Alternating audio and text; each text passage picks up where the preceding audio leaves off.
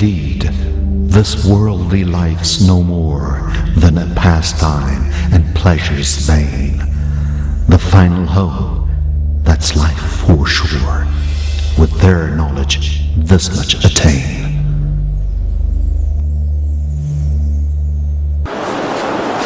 مالك يوم اهدنا الصراط المستقيم غير المغضوب عليهم.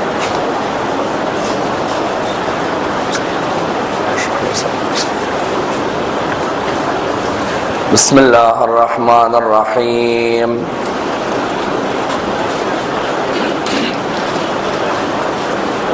الحمد لله رب العالمين، والصلاة والسلام على سيدنا وعظيمنا وحبيب قلوبنا وشفيع نفوسنا أبي القاسم محمد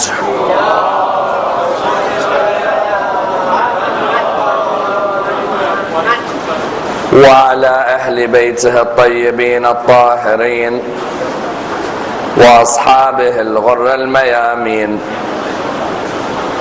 الحمد لله الذي جعلنا من المتمسكين بولاية سيدي ومولاي علي بن أبي طالب.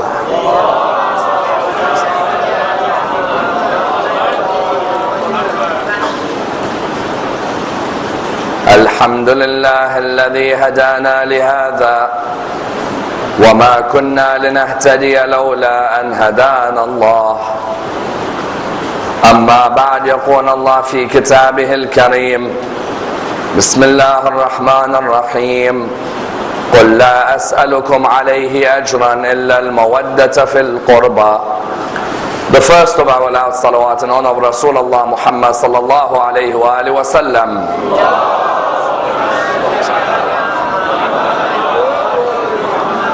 The second in honor of Amir al-Mu'mineen Ali ibn Abi Talib.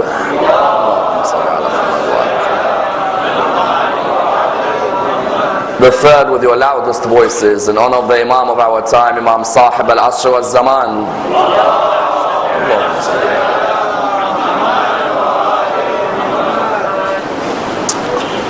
Respected scholars, brothers and sisters, Assalamu alaikum wa rahmatullah wa barakatuh.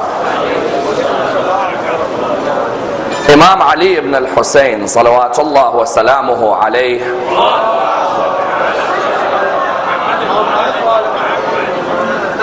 was born on the 5th of Sha'ban in the 38th year after Hijrah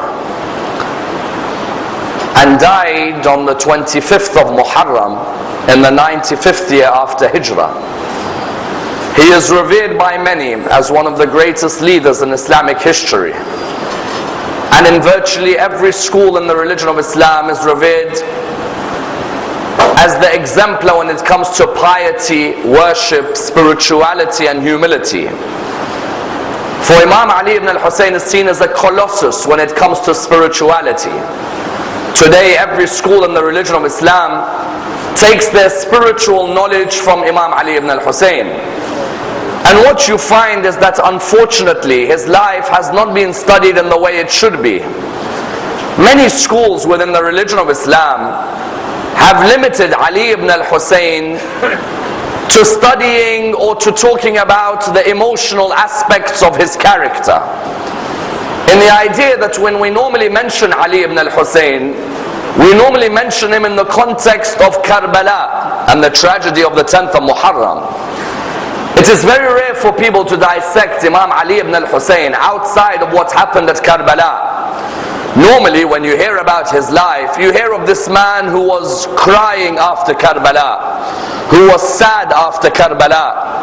But there isn't really much of an analysis of Ali ibn al-Husayn, the great spiritual reformer, or Ali ibn al-Husayn, the man who changed the direction of the religion of Islam when the religion was at its lowest ebb. And therefore tonight we'll seek to examine a personality who himself is seen as being a colossus, that even his great-grandfather, the Prophet, had mentioned his name even before he was born. As we stated, the Imam was born on the 5th of Sha'ban in the 38th year after Hijrah. His father is of course Hussein ibn Ali. His mother is Shah Zanan, the daughter of the last of the kings of Persia. Shah Zanan, the name in English or the name in Arabic was referred to as Sayyidat al-Nisa. When Imam al-Hussein had married her, his father Amir al-Mu'mineen had of course known she had come originally from Persia. Jabir ibn Hurath had conquered Khurasan. And when he had conquered Khurasan, of the woman who converted to the religion of Islam from Khurasan was Shah Zanan. Shah Zanan, therefore, in that marriage, the narrations tell us that Imam Amir al-Mu'mineen chose her to marry Imam al-Hussein. And you find that this was the beginning of the mixing of the Arabs and the Persians. Before that, no such thing had really happened. The Arabs used to detest the Persians, and the Persians did not have time for any of the Arabs. And you found that this marriage of Imam al-Hussein to Shah Zanan was a marriage which began a cross-cultural link. It's as if Imam al-Hussein was highlighting that there is no problem in the religion of Islam marrying a woman from a different culture. Today you find many Muslims find it a sticking point, explaining to their parents when they want to marry someone of a different culture. Whereas their imams, the leaders of this religion, over 4 or 5 of them married women from a different culture. When Imam al-Hussein married Shah Zanan, Imam al-Hussein could have easily married someone from Medina, someone from his background. But it's as if he was enacting the verse of the Quran which says, Bismillah ar-Rahman ar-Rahim, Ya ayyuhan nas, inna khalaqnakum min dhakarin wa untha, وَجَعَلْنَاكُمْ شُعُوبًا وَقَبَائِلَ لِتَعَارَفُوا إِنَّ أَكْرَمَكُمْ عِنْدَ اللَّهِ أَتْقَاكُمْ. O mankind, we've created you from male and female, and from different races and different tribes, in order that you get to know one another. The best amongst you in the eyes of God is the one who is conscious of God's presence in their life. Notice the Quran didn't say we created you so that you become enemies of one another. No. The Quran says we created you so that you get to know one another. Imam al-Hussein could have easily married someone from his city, someone from his village. Today in our communities you have people who point out, if the girl is not from our village, don't marry her. Or if the girl is not from our city, do not marry her. Or if you're lucky, if the girl is not from our country, do not marry her. Whereas Imam al-Hussein married this Persian woman, and she became the mother of an Imam. Even I remember this began the marriages of Arabs to Persians. This Imam al-Hussein's marriage to Shah Zanan was the beginning of the marriage, or the beginning of the movement of the Arabs marrying the Persians. I remember Abdul Malik ibn Marwan, the Umayyad Khalifa, himself married a Persian woman. And even Abdul Malik ibn Marwan had his sons. One day he went to propose to Aqil al-Murri. Aqil al-Murri had daughters. Abdul Malik ibn Marwan went to Aqil al-Murri's house and he said to him, I'd like for one of my sons to marry one of your daughters. Aqil al-Murri replied with the most racist Arabic statement you can reply. Aqil was an Arab. He looked at Abdul Malik and he said, spare me the hujana. Abdul Malik looked at him and said, what do you mean hujana? He said, your sons are half Persians, my daughters only marry full Arabs. Look at that. You find that that racist tendency was still there. Imam al-Hussein, what did he notice? Imam al-Hussein noticed, if I marry a Persian, first I am showing there is no difference but taqwa in the eyes of God. Secondly, it will allow for a cross-culture where not only family cross-culture, but also literature can cross-culture as well. You found that many of the later Umayyads or Abbasids, they started marrying Persians as well. or they started employing Persians because of this marriage. For example, if you look at Bani Umayyah, the last Bani Umayyah Khalifa Marwan, his mother was a half Kurdish, half Persian. Banu Abbas, the treasurers and the secretaries of Banu Abbas, you find Abu Salam al-Khallal was Persian, Yaqub ibn Dawood was Persian, Al-Muriani was Persian, the Barmaki family were Persians, Al-Sahal were Persians.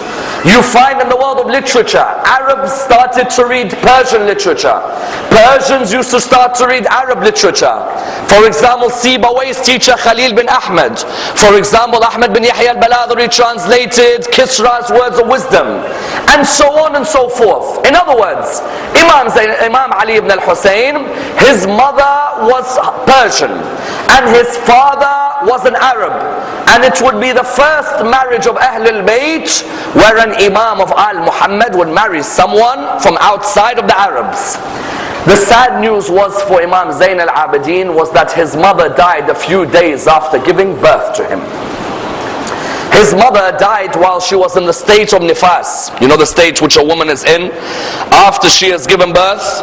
You find that his mother died a few days only after she gave birth to him. And therefore the only man who brought him up in his life was his father, Aba Abdullah. Otherwise, Imam Zayn al-Abidin, after a few days of his mother giving birth, his mother passed away and therefore he was an orphan. That didn't mean there wasn't a mother in his life. No, of course, the other wife of his father was a mother figure to him, and his wet nurse was a mother figure to him, and the manners he had with the ladies who replaced his mom, you would think that they were his mothers as well. In which way? For example, one of the most famous stories about Imam Ali ibn al-Hussein was that when he would sit on the dinner table with his stepmother, he would be sitting down and his stepmother would be sitting down, and he'd stay looking at the food and he'd then look at his stepmother. She'd look at him and she'd say to him, "What's wrong? Why are you looking at me?" He would say, "I'm scared to put out my hand towards some food which you had your eyes on." At home sometimes when we eat with our mothers, we don't even wait for them to come from the kitchen. Eat, finish. Before you know it, the iftar is done, you've gone to watch television, your mother hasn't even started eating. Imam Ali ibn al-Hussein, even though his mother Shahar Banu, someone asks, why was her name changed? Because Imam al-Hussein said, Imam Amir al-Mu'mineen said, Shah Zanan means Sayyidat al-Nisa. Sayyidat al-Nisa is only Bibi Fatima. So her name was Shahar Banu. She passed away. Imam Ali ibn al-Hussein, even with his stepmother, he wanted to look. Is she looking at an area of food? I will not put my hand there until she takes. The moment she takes, then I will take after that. And that's why his father loved him so much. Imam al-Hussein loved Imam Zayn al-Abidin so much. He was not only his second eldest son, but on top of that, to Imam al-Hussein, he saw the light of revelation in the face of Imam Ali ibn al-Hussein. In which way? Imam al-Hussein narrates, I once saw Ali ibn al-Hussein when he was younger, he was ill. I said to him, my son, do you want me to get you a doctor? Someone to come and treat you? He said, Dad, Allah subhanahu wa ta'ala will look after me, I am sure. Then Imam al-Hussein said, I said to him, you remind me of Prophet Ibrahim, that when Prophet Ibrahim was in the fire and the angel Jibreel said, do you want any help? Prophet Ibrahim said, only my Lord will help me. Likewise, you have the same mannerisms of Prophet Ibrahim. Imagine when you have an attachment to your father like this, how then do you feel on the day your father needs you the most, you cannot be there for him? Because how old was he at Karbala? He was 22 years of age. 22. And we all know very well that you want to be by your father's side at every moment in his life, isn't it? Your father is the attachment in your life. He is your life. He is what you look up to. He is your source of pride and warmth and comfort. Those of you who've been to your father's janazah when he passes away, don't you just wish that he would come back in your life? But sometimes the only sense of solace is that you looked after your father, that you treated him well until the day he died, that when your father needed you, you were there for him. Only Allah knows how Ali ibn al-Hussein recovered after the 10th of Muharram. Why?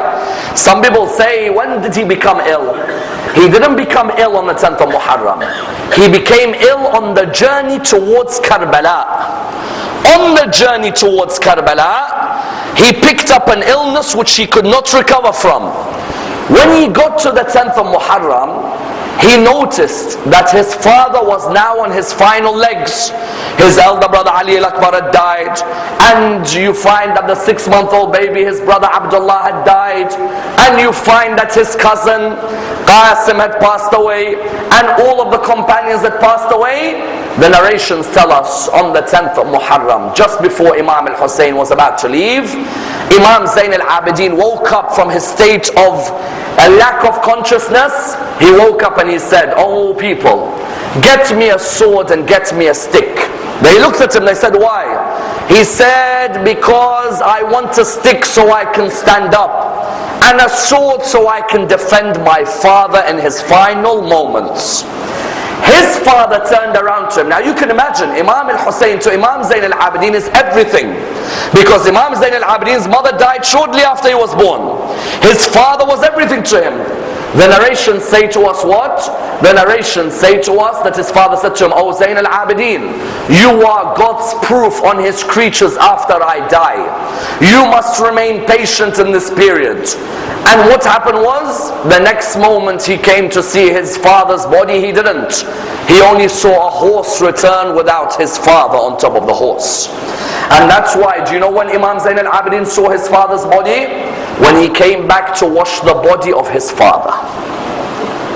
Many people ask, who performed the ghusl of Imam al-Hussein? It was Imam Zayn al-Abidin. When?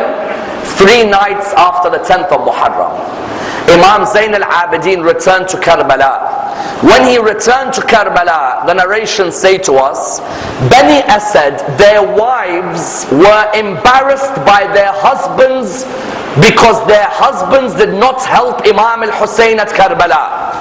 So Bani Asad's wives told their husbands that if you're not going to be alongside the grandson's prophet, the prophet's grandson, then what? Then at least go and bury the body of the grandson of the prophet.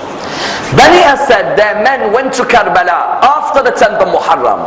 They wanted to bury the bodies of Imam al-Hussein and his companions, but there was a problem. How do you know which body belongs to which head? The heads have gone and all you see are bodies. You don't know who to bury where. Then they said, from the distance we saw Ali ibn al-Hussein. At the time they didn't recognize him. They said, we saw a man wearing black. He came towards us. We looked at him. He said to us, what are you doing here? We said, oh, we've just come to look at the place. He said, no, tell me honestly, what are you doing here? They said, we have come to bury the body of Aba Abdullah. So he said to them, please listen to these words. These are vital for those who do ziyarah at Karbala, because many people go to Karbala and are confused what they are doing and where they are going. When Imam Zayn al-Abidin said to them, they said, what shall we do? He said, go and bury or go and dig 3 different graves. They went to dig the first grave, the second grave, the third grave. They came back to him and they said to him, what shall we do? He said, the first grave is for the companions of my father. Bury them all in one grave. The second grave is for the family members. The third grave is for Habib ibn Madahir.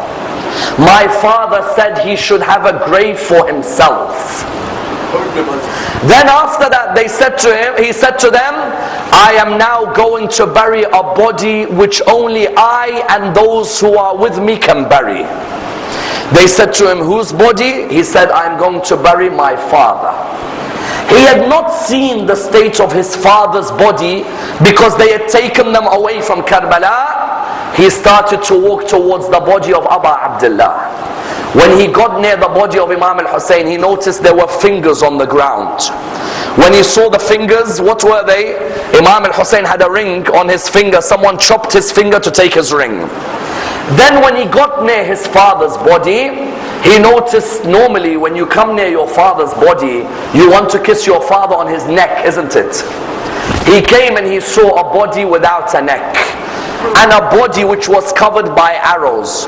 And he took out a prayer mat, and they asked him, Zayn al-Abidin, what are you doing? Why are you taking out the prayer mat? He said, so I can collect all the different pieces of my father's body. Then after that, what did he do? After that, the narrations say to us, he said to them, I am going to the Furat. There is a body that lies there. When he went towards that body, he narrates, I lifted the right side, the left all fell on the ground. And when I lifted the left side, the right all fell on the ground. And he called out, Ya Qamar Bani Hashim Abu Fadl al-Abbas. He ended up burying all the bodies. He went back towards Kufa and then towards Sham. And when they would ask him later, Oh Ali ibn al-Hussein, what was the most difficult part for you? Was it Karbala? Was it Kufa? Was it Sham? He would reply, Ash-Sham, Ash-Sham, Ash-Sham. And he would say, if you saw the way they treated us in Sham. He says, on the first day we entered Sham, Sahal bin Sa'ad al-Sa'adi, a companion of Rasulullah, came to Ali ibn al-Hussein. When he came to him, he saw him. He says, Sahal says, I saw everybody merrymaking. Everybody was joyous. Everybody was happy. I thought, is this day a day of Eid? So I asked someone, is this a day of Eid? They said, no. Do not be surprised if the heavens turn on us and the earth sucks us. Said, what is it? The reply was, these are the family of the Prophet of God. And they have been killed and these are their prisoners. Sahal bin Sa'ad al-Sa'adi narrates, I saw Ali ibn al-Hussein with chains around his body. I came to him and I said to him, Oh Ali ibn al-Hussein, I am Sahal bin Sa'ad al-Sa'adi, the companion of your great grandfather Rasulullah. He looked at me and he said, Oh Sahal, I beg of you one thing. Please go and buy a piece of cloth for me. Sahal thought, if I go and buy a piece of cloth, it means Ali ibn al-Hussein wants the cloth to cover his body. He says, I bought the piece of cloth to Ali ibn al-Hussein, and I saw him put the piece of cloth between the chain and his neck. And he said to me, Oh Sahal, the chain has been cutting through my neck since Karbala. Then after that, Imam Ali ibn al-Hussein narrates, Wallah, we were walking and a man came to me and said, curse on you and curse on your people. He looked at him and he said, oh man, do you know who we are? The man said, I don't, but I've been told you are a group of rebels, so curse on you. He said to him, oh man, have you read the verse in the Quran? قُلْ لَا أَسْأَلُكُمْ عَلَيْهِ أَجْرًا إِلَّا الْمَوَدَّةَ فِي الْقُرْبَى. He said, yes, I have. He said, have you read the verse in the Quran? وَاعْلَمُوا أَنَّمَا غَنِمْتُم مِّن شَيْءٍ فَأَنَّ لِلَّهِ خُمُسَهُ وَلِلرَّسُولِ وَلِذِي الْقُرْبَى. He said, yes, I have. He said, have you read the verse in the Quran? إِنَّمَا يُرِيدُ اللَّهُ لِيُذْهِبَ عَنكُمُ الرِّجْسَ أَهْلَ الْبَيْتِ وَيُطَهِّرَكُمْ تَطْهِيرًا. Allah. He said to him, yes, I have. He said, do you know who those verses refer to? He said, yes, they refer to Al-Muhammad. He said, then who are we? He looked at him, he said, who are you? He said, I am from Al-Muhammad. That's my father's head you see on the spear. He said, who? He said, Hussein ibn Ali. He said, they have killed Hussein ibn Ali. He said, yes. Imagine those people did not know who was killed. And that's why in the bazaar of Sham, you've been to the bazaar of Sham? In that bazaar, do you know what the narrations say? The narrations say that when Imam Zayn al-Abidin was taken through the bazaar, what is called Jami' al-Amawi today, that area towards Jami' al-Amawi, Suq al-Hamidiyah, when Imam Zayn al-Abidin was taken, you know what Bibi Zainab says? She says, there were people pouring boiling water on the head of my nephew. And they were poking him with spears as he was walking through the bazaar. And then we arrived at Yazid's palace, and Imam Zayn al-Abidin had to see Yazid flick the lips of Imam al-Hussein with a stick. But I tell you, Imam Zayn al-Abidin, that khutbah he gave in Sham, that khutbah, he was only 22. And it's a message to our 22-year-olds. Have you ever given a lecture like your master Zayn al-Abidin? At the age of 22, he stood in front of Yazid and he gave a khutbah which shook Yazid's empire. when he said Allah has granted us 6 and given us excellence in 7. Allah has given us knowledge, and Allah has given us patience, eloquence, generosity, forbearance, and the believer's love for us. And He's given us excellence in 7. From us is Rasulullah, from us is Ali, from us is Hamza, from us is Ja'far, from us is Hassan, from us is Hussein, and from us is the Mahdi. Those of you who know me, know me. Those of you who don't, let me tell you who I am. I am the son of Mecca and Mina. I am the son of Zamzam and Safa. I am the son of the best of man to have held the black stone in his robe, and the best of them to have circumambulated the Kaaba. I am the son of the man who was taken by Buraq through the air. I am the son of the man who led the angels in prayer. I am the son of the man who was taken to Sidrat al-Muntaha. I am the son of Muhammad al-Mustafa sallallahu alayhi wa sallam. I am the son of Ali al-Murtada, the one who fought the disbelievers until they said La ilaha illallah. I am the son of the man who fought with 2 swords and with 2 spears, who went on 2 migrations. I am the son of the believers, pious one, the descendant of the prophets, the annihilator of the polytheists, the commander of the faithful, the glory of the worshippers. Then he continued to say what? I am the son of the man who fought the disbelievers and exterminated their progenies, the man who was the best of them in prayer, the guardian of Allah's wisdom, and his arrow targeting all the hypocrites. I am the son of the master of Iraq, the master of Iraq and the lion of Hijaz. I am the son of a Makki and a Madani and a Badri and a Khifi and a Aqabi and a Muhajiri and an Ansari. That's my grandfather Ali ibn Abi Talib. Then he says, I am the son of the masters of the youth of paradise, Hassan and Hussein. Then he says, I am the son of Fatima al-Zahra, until he says, I am the son of the man who was slain on the earth of Karbala. When he said this, Yazid said, recite the adhan, quickly recite the adhan. Do not let him continue. When they recited the adhan and the person called out, Allahu Akbar, Imam Zayn al-Abidin called out in front of the people, truly, there is none as great as Allah. Then when he said, Ashhadu an la ilaha illallah, he said, my eyes and my hands and all my body testify that there is no Lord but Allah. Then when he said, Ashhadu anna Muhammadan Rasulullah, Imam said, O Yazid, is Muhammad your grandfather or is he mine? If you say he's your grandfather, then you are a liar. But if you know he is mine, then why did you kill my father on the plains of Karbala? Because of this khutbah of Imam Zayn al-Abidin and the khutbah of Sayyidah Zainab, Yazid had to do what? He had to allow Imam Zayn al-Abidin and Sayyidah Zainab to leave. That's why from the day they left Karbala until the 40th, on the 40th after Karbala, not 1 year in prison. It was exactly 40 days they returned back to Karbala. Someone will turn around and say, what do you mean not 1 year? I've heard it's 1 year for 40 years. Now you come and say it's not 1 year. Logically, historically, mathematically, all of them can be proved that it was 40 days. In terms, historically speaking, you find that it's very clear within the narrations. The journey of the Ahlul Bayt from Karbala to Kufa to Sham, until after Sham they return back to Karbala. Geographically, it is very clear that it took 40 days. Someone will even come forward and say, why? If Imam Zayn al-Abidin and Bibi Zainab gave a khutbah, and Yazid after that khutbah kept them in prison for 1 year, so what was the point of the khutbah? What effect did the khutbah have? If Yazid listens to your khutbah and says, okay, good job, go in prison for 1 year. Their khutbah was so powerful, Yazid had to get rid of them. Because their khutbah shook Yazid's palace. On top of that, someone may turn around and say, yes, but how can you do that journey in 40 days? If Imam al-Hussein left Mecca on the 9th of Dhul Hijjah and arrived in Karbala on the 2nd of Muharram, and it took Imam al-Hussein from Saudi Arabia to Iraq 22 days, so what's wrong with a 40-day round journey? 9th of Dhul Hijjah until 2nd of Muharram. So why can't you do Iraq, Sham, back to Iraq on the 40th?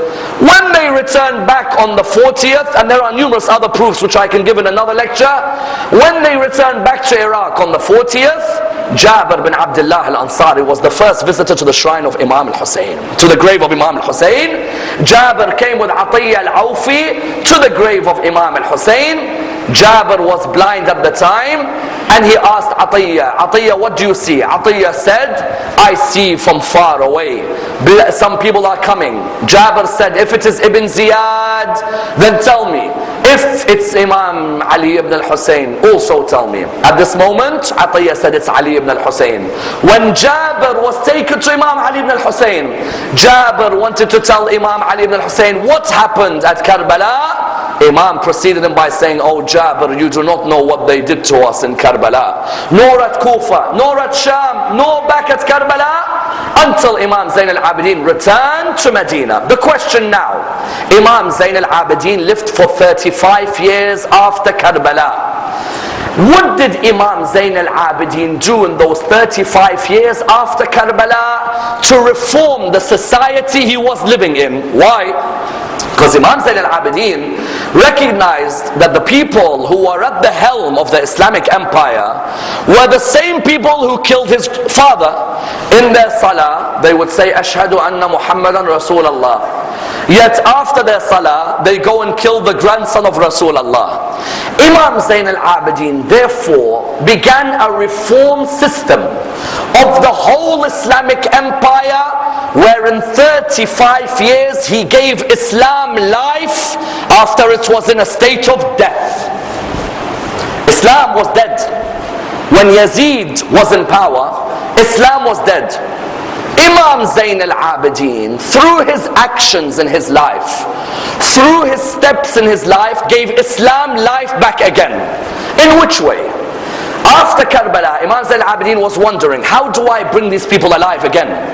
Especially after they had killed Imam al-Hussein, he wondered, what's the best way to reform the society? The first thing he did, he kept on purchasing more servants in his house and teaching them the origin of the teachings of Ahlul Bayt. In which way? He would bring these servants because he knew that the Arabs, their mind is so enclosed, if you bring a hammer, it will not open the mind. So the best option, what is it? Let me bring servants into the house. I'll culture them with the teachings of my grandfather. And slowly you will see a change. And I tell you, by the end of his life, his servants were more religious than most of the Muslims who were born Muslim. Have you noticed how a convert is sometimes more religious than those who are born in the religion? Imam Zayn al-Abidin brings these servants and he teaches them the manners and the principles of Ahlul Bayt in his house. I remember reading once, Imam Zayn al-Abidin called for one of his servants to come. Once he called, there was no reply. A second time, there was no reply. A third time, there was no reply. On the fourth time, the servant came. Imam said, I called you 3 times. Did you not hear me? The servant said, no, I heard you very well. He said, so why didn't you reply? He said, I want to taste the flavor of the mercy of Ali ibn al-Hussein. He said, what do you mean? He said, all the other masters we had, if we don't come to their first call, they hit us. Yet Ali ibn al-Hussein calls you 3 times and you don't come. But on the 4th time when you come, he looks at you with humility. Not a master-slave relationship, but the relationship of a friend with a friend. On another occasion, one of his servants is pouring soup. The whole of the soup falls on the robe of Imam Zayn al-Abidin. Some of us, if our servant makes a mistake in our house, we are the rudest people to our servant. Aren't we? Whereas Imam Zayn al-Abidin tells us what? That is a fellow human. He is not your trust, it's the trust of Allah subhanahu wa ta'ala. When that servant poured the hot water, the whole of the hot water. Imagine a servant pours hot water on your robe. Some of us may swear, some of us may tell our father sack them. Some of us may say never bring this person into our house again. Imam knew these people aren't as privileged as we are, so treat them with humility. The servant looked in the face of Imam Zayn al-Abidin and look what the servant said. Bismillah ar-Rahman ar-Rahim. الَّذِينَ يُنْفِقُونَ فِي السَّرَّاءِ وَالضَّرَّاءِ وَالْكَاظِمِينَ الْغَيْظَ. وَالْعَافِينَ عَنِ النَّاسِ وَاللَّهُ يُحِبُّ الْمُحْسِنِينَ. What did the servant say? The servant looked at Imam Zayn al-Abidin and said, وَالْكَاظِمِينَ الْغَيْظِ, those who restrain their anger. Imam said, I've restrained my anger. وَالْعَافِينَ عَنِ النَّاسِ, Imam said, I have forgiven. وَاللَّهُ يُحِبُّ الْمُحْسِنِينَ, Allah loves the righteous. Imam said, you are free for the sake of Allah subhanahu wa ta'ala. Do you know what's beautiful about this? Not the Imam's behavior, that a servant knows as much Quran as the Imam. Have you ever asked yourself, have you discussed Ahlul Bayt with your servants at home? You ever asked yourself or no? Or are they just doing work? Imam Zayn al-Abidin, that person, he'd bring him closer to Ahlul Bayt. And that's why Sa'id ibn Musayyib narrates a phenomenal story. Sa'id ibn Musayyib says, we were with Zayn al-Abidin one day. The area we were in suffered a drought. There was no rain coming down at all. Imam Zayn al-Abidin said to all of us, everyone get together in dua. Raise your hands, all of you together, and Allah will send rain down. Sa'id says, all of Zayn al-Abidin's servants and his friend's servants came. And he said, I looked at all of them reciting dua with tears coming down. But there was still no rain coming. Then some of them left, except one servant of Zayn al-Abidin, a black servant. He said, I looked at him from far away. Everyone had stopped reciting dua except this black servant. As soon as the black servant began reciting dua, after a few minutes the rain started pouring down on us. He says, I went to Zayn al-Abidin later. I said, Imam, do you mind if I purchase one of the servants from you? Imam said, why purchase? I'll give him to you. Sa'id says, I told the Imam there's a specific one. The Imam said, which one? Have a look at the ones who are in my house. They are not my servants, they are like my students. Choose. He looked at them, he said, he's not here. Imam said, there's only one more of them and he's outside. Sa'id said, I went outside, I saw him in front of me. I said, Imam, that's the one. Imam said, why? He said, Imam, that's the one who when he recited dua, the rain all came down. Imam said, there, take him. When that servant was leaving, he turned to Imam Zayn al-Abidin and said to him, why is it that he wants me to go with him?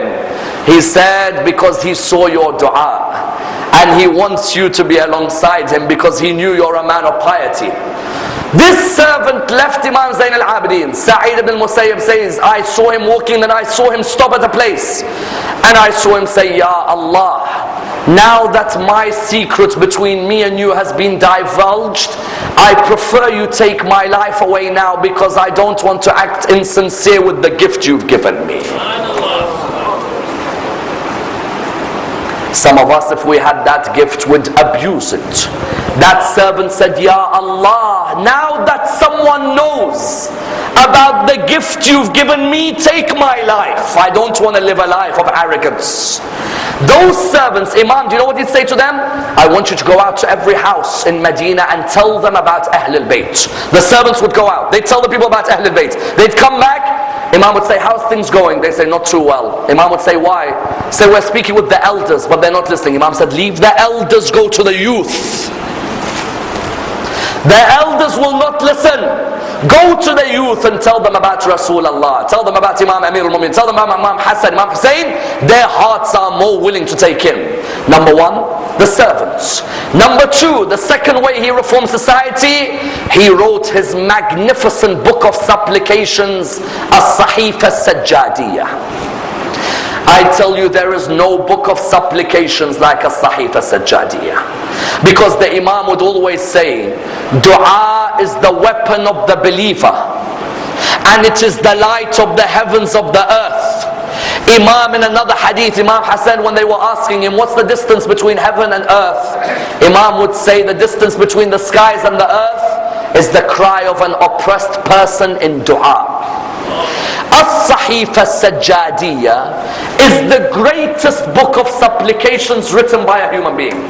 Someone asks the question, why did he write a book on dua? Because dua dua is what opens up our relation with God. He felt that when the Arabs had killed his father, they had lost all relationship with God in their life. There was no more God in their life. Rather, they were thinking of a world of I, not a world of we. So he wrote a Sahifa Sajjadiyah, a dua for your mother, a dua for your father, a dua for someone who's ill, a dua for the companions of Rasulullah, a dua for jihad, a dua for absolutely every stage in your life. 51 du'as. And you know what the shame is? There are lovers of Zayn al-Abidin who have never read one dua in a Sahifa Sajjadiyah. Isn't it embarrassing? Do you know, not this Pope, the one before him. I had a friend of mine who had visited the Vatican. He looked in the library of the Pope and he saw a Sahifa Sajjadiyah in the library. He asked him, what is the Sahifa Sajjadiyah in your library? He said, I do not see a book of Psalms of Dawood like this book of Psalms. And that's why in the school of Ahl al-Bayt we call a Sahifa Sajjadiyah the Psalms of Al-Muhammad, Zabur Al-Muhammad. Because the book of the Psalms in the Bible is a book of dua, isn't it? The book of dua, like the Zabur, in Ahl al-Bayt is Sahifa Sajjadiyah. And in Sahifa Sajjadiyah, amongst the most beautiful du'as is, you will find of the du'as he's collected, dua Makarim al-Akhlaq. Phenomenal dua. And in that dua Makarim al-Akhlaq, there are lines, 3 lines, which he talks about relations with the family members. He felt the people had lost their relations with family. They were willing to kill their own family member. In that book, do you know what he had written? There's a line, Allahumma salli ala Muhammad wa ali Muhammad wa abdilni min baghdati ahli al-shan'an al-mahabba wa min uquq dhawi al-arham al-mabarra wa min khidlan al-aqrabin al-nusra. Do you know what Imam Zayn al-Abidin says? Ya Allah, change the hatred of my cousins into love for me, and change their stubbornness into freedom with me, and change their difficulties into ease. Imam Zayn al-Abidin, those 3 lines in Dua Makarim al-Akhlaq, saw around him in society Salat al-Rahim was being broken. Brothers don't talk to each other, sisters hate each other, in-laws disrespect each other.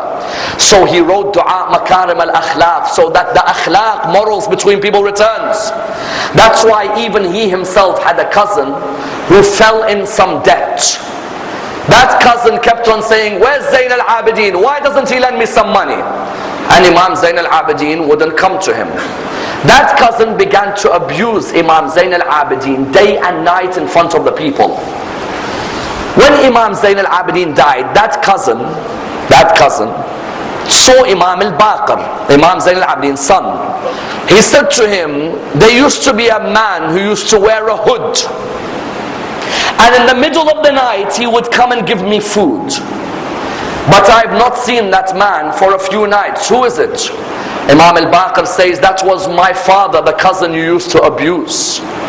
You used to abuse him in the morning, in the evening he brings you food. You see how Imam Zayn al-Abidin, he was the embodiment of his du'as. When he would say something in his du'a, he would act it after reading the du'a. That was number 2. Number 3, he wrote Risalat al-Huquq.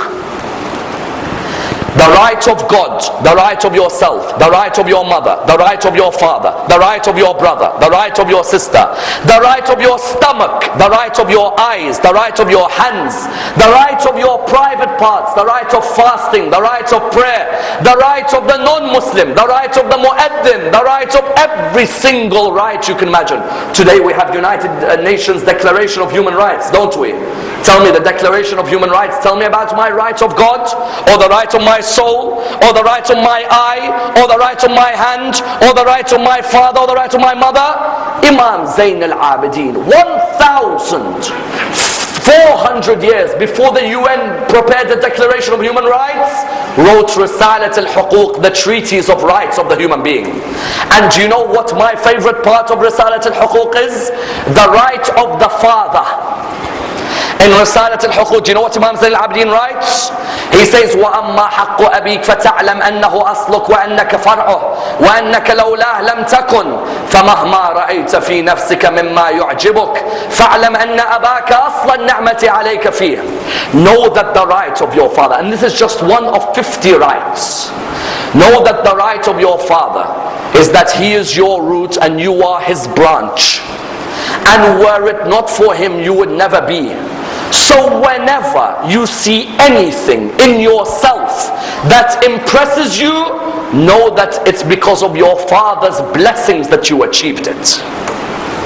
Today, you have some youth, as soon as they achieve something, they forget their father. Imam says, whenever you see anything that impresses you, know that your father is the root of that blessing. So he wrote Risalat al-Huquq, that was number 3. Then after that, he changed the society around him through his salah. That's why his 3 most famous names, the 3 most famous names of Imam Ali ibn al-Hussein, what are they? Number 1, AlSajjad, the one who used to always be in sujood. And do you know what the irony is? When people used to come to him and say, your ibadah is so great, your worship is so great, he said, my worship is not half of my grandfather Ali ibn Abi Talib.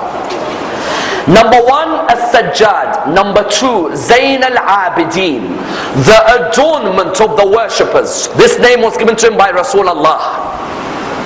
Rasulullah had Imam al-Hussein in his lap.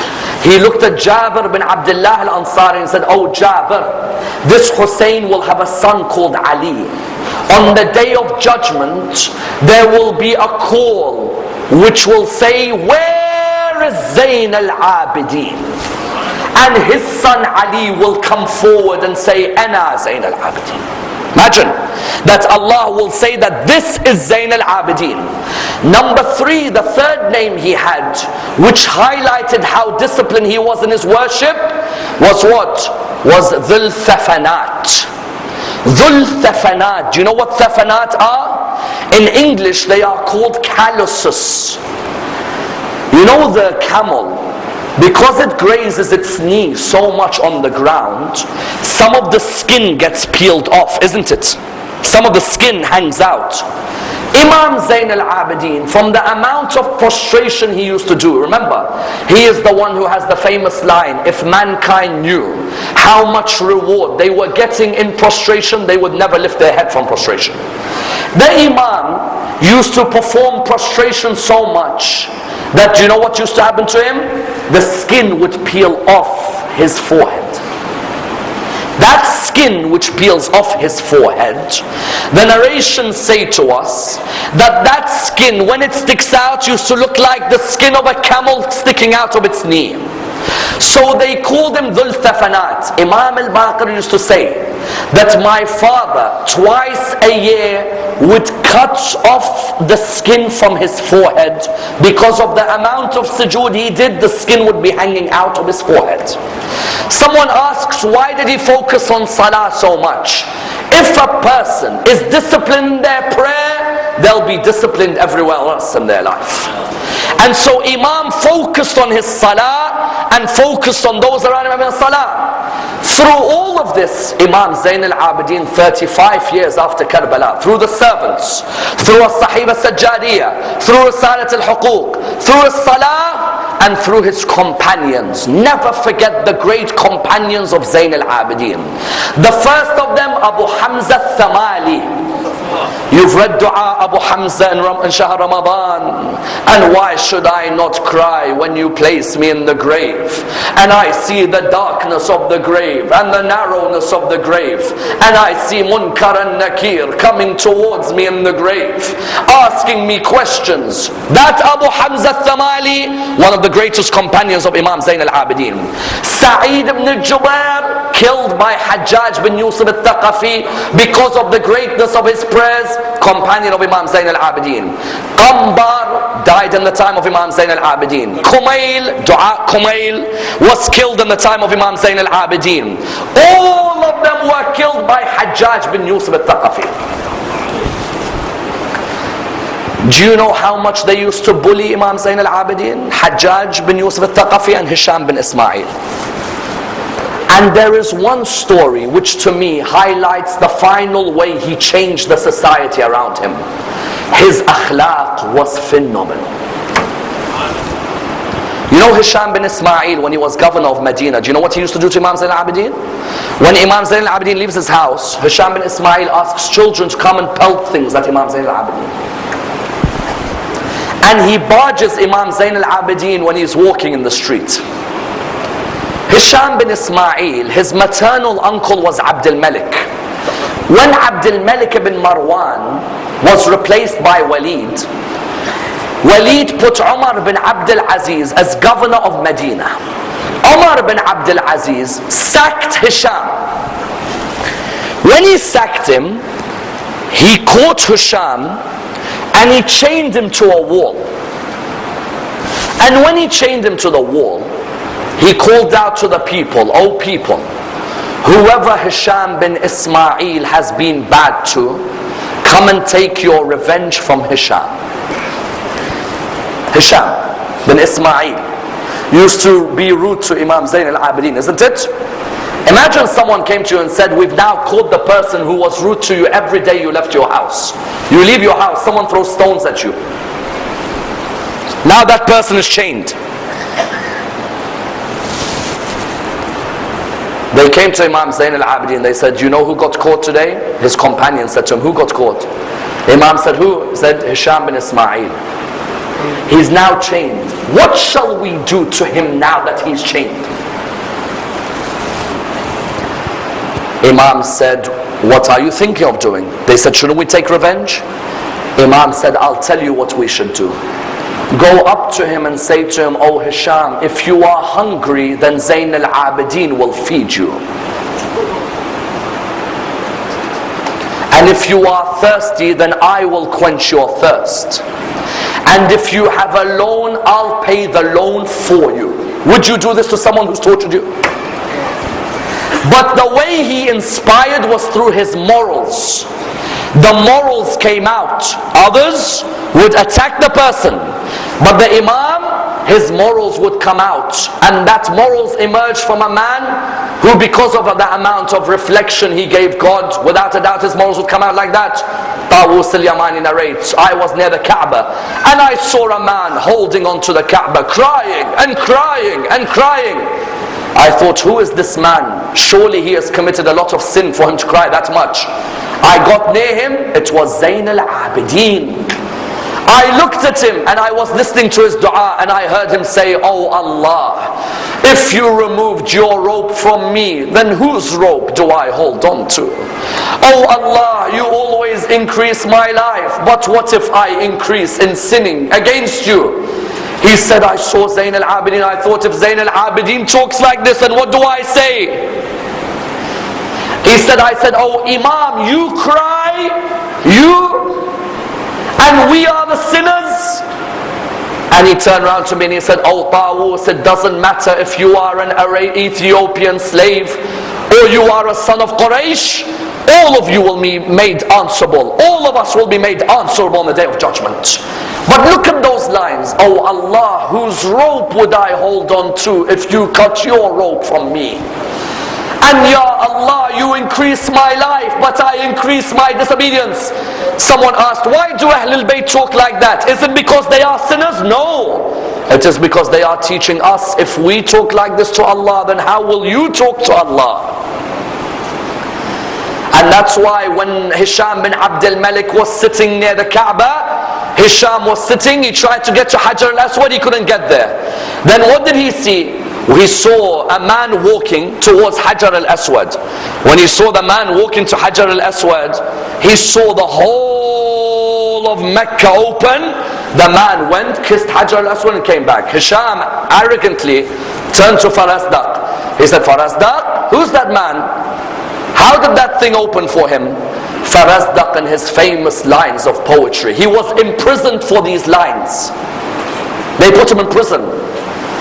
He said, he is someone. His lines are impeccable, brothers and sisters. He says, he is someone whose footsteps are known by every place. And he is someone who is known by the house in Mecca. and the place that is visited by most frequently, the sanctuary. He says that he is the son of the best of all of the men of God, a man who is upright and chaste, unstained and righteousness. He is Ali ibn al-Hussein, whose grandfather is the Prophet and whose mother is Fatima. He who claims to recognize Allah recognizes his primacy and his superiority above all men, because nations came to this religion because of his family. When he goes towards the Kaaba, it's as if the Kaaba is grasping to hold him. When Hisham bin Abdul Malik heard this, he said, how dare you talk like this about anyone else? He imprisoned him. When Imam Zayn al-Abidin found out he was imprisoned, Imam Zayn al-Abidin, what did he say? Imam Zayn al-Abidin went and paid for him to be released. You know what Farasdaq said? He said, oh Imam, you don't need to release me. You don't need to pay for me. All I did was speak the truth.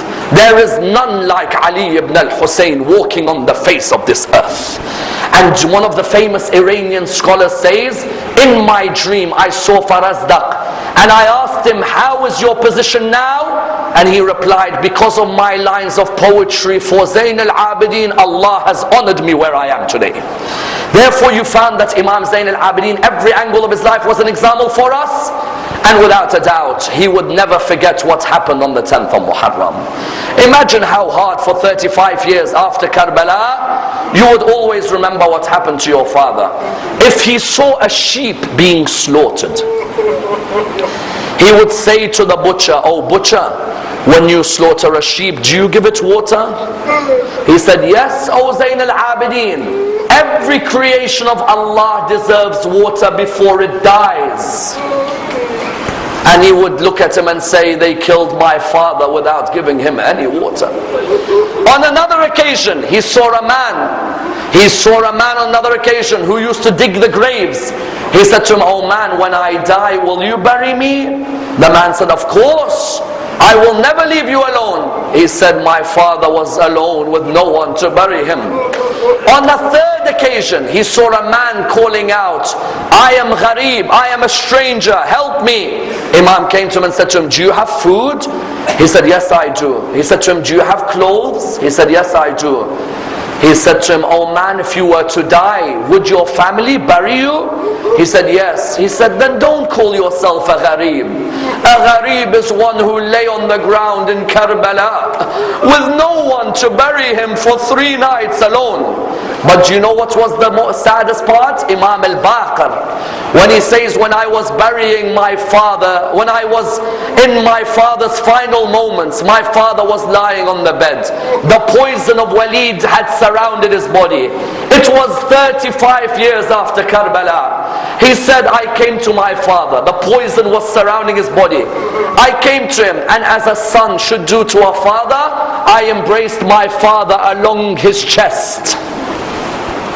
My father began to cry in a way I had never seen him cry. I said to him, my father Zayn al-Abidin, why did you cry?